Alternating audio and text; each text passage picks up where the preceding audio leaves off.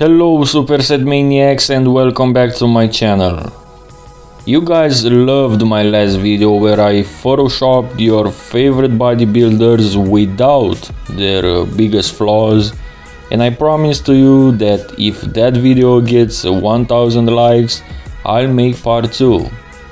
Well, that video did not make 1000 likes yet.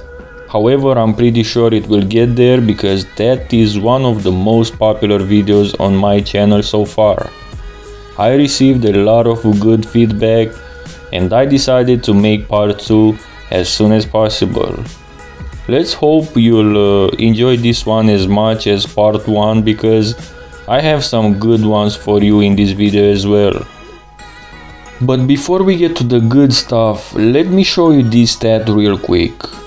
It seems like almost 75% of you guys watching my channel in the last 90 days have not subscribed to the channel yet.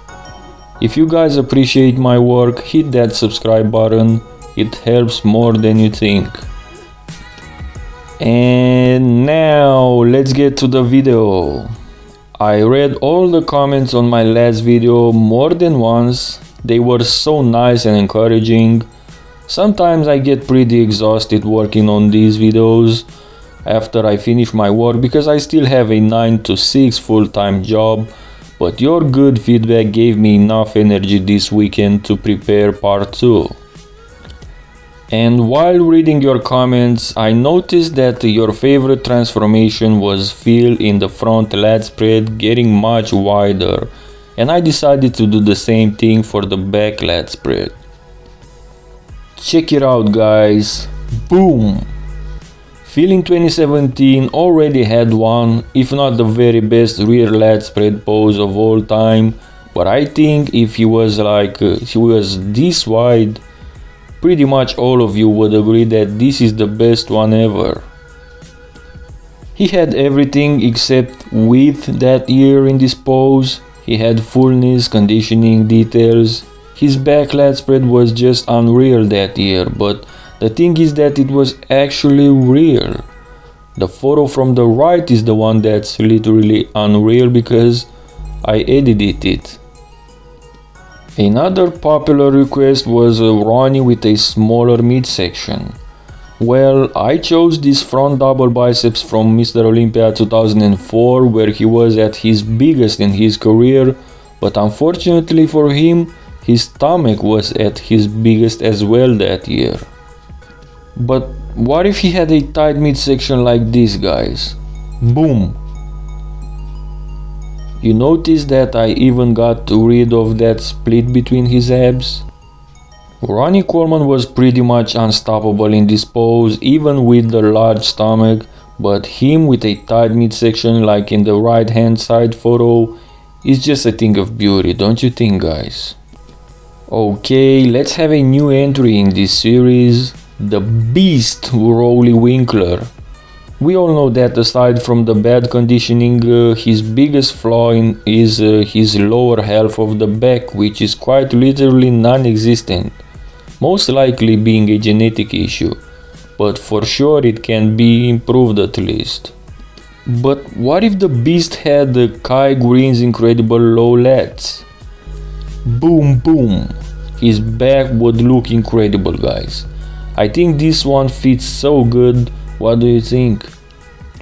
He already has some great shoulders and arms, and also his traps look pretty good, and with the addition of the lower lats, his back double would be very complete.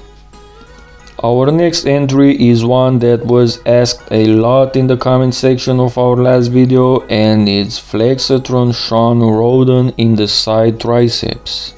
He looks like a god in this pose overall, but the most important aspect, the triceps itself, is almost non-existent.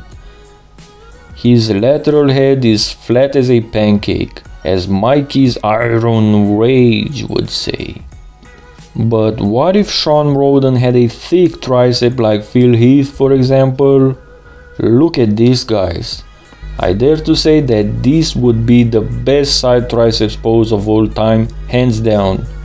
What do you guys think? Up next is Flex Wheeler in the back double biceps pose. His back double was pretty good back in the day. It's true that he could have used some more width upper body, but I wanna focus on the lower body here. In the late 90s, he would battle pretty often with King Ronnie Coleman and always lose quite obviously at one aspect in this pose, which is the glutes.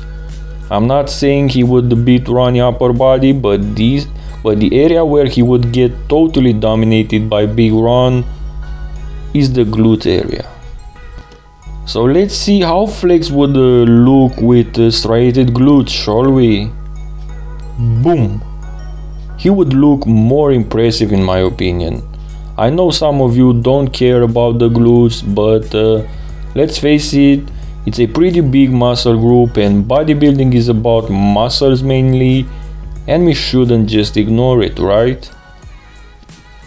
Okay, let's see if classic physique champion Chris Bumstead has a noticeable obvious weakness, especially at the 2020 Olympia where he really improved his back.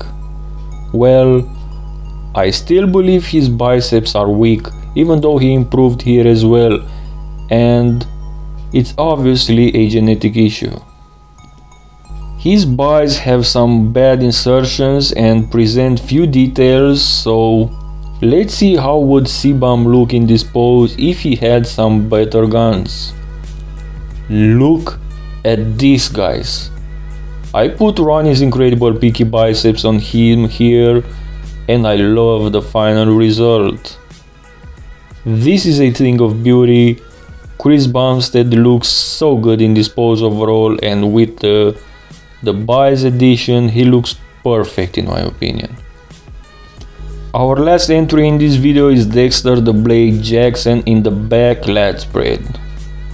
His lat spread in 2009 was very strong, and just like in Phil's case, him too can use some more width through his shoulders, but this is not the aspect I want to focus here. I believe Dexter calves have always been a weak spot for him, so let's see how would he have looked with a better pair of calves. Boom! I'm using Kai Green's incredible calves here, and I'm pretty satisfied with the final result. I think this detail would have made a pretty significant difference in Dexter Jackson's case, because as good as his back poses were back in the day, this is one of the reasons they could have never been called complete.